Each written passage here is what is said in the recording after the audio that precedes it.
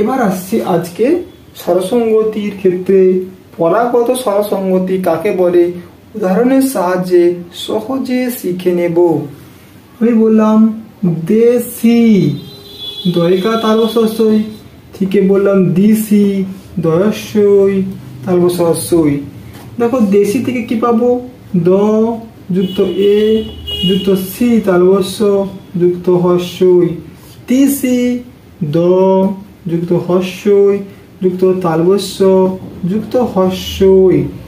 ওকে, দেখো দটা ব্যঞ্জন বর্ণ, আমার ব্যঞ্জন বর্ণটা লাগবে না, তালবস্যটাও ব্যঞ্জন বর্ণ, এখানে ব্যঞ্জন বর্ণটা লাগবে না। কেন? স্বরসঙ্গতি নিয়ে আমরা কারবার করছি, অর্থাৎ পরাগত স্বরসঙ্গতিটা আমাকে জানতে হবে।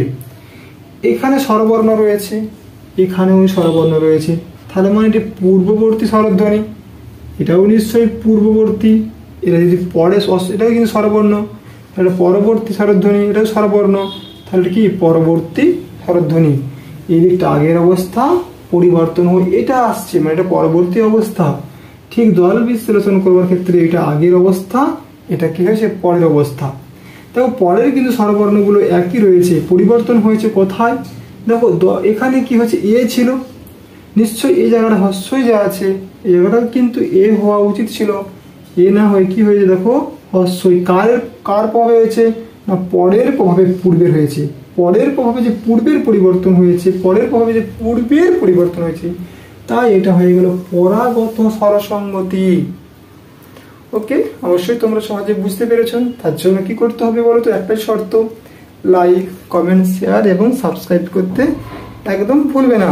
ধরো আরেকটা তোমাদেরকে দিচ্ছি উদাহরণ, নিজেরা করো তো, চেষ্টা করো, তারপরে আমি বলে দিচ্ছি। পিছন পয়হস্যই ছ দন্তেন্য, পিছন থেকে করলাম পেছন, পয়কার ছ দন্তেন্য। এটা কি হবে বলো, এটা করে তোমরা কমেন্টে আমাকে জানো। একইভাবে এটাও পরাগত স্বরসঙ্গতি হবে। ওকে।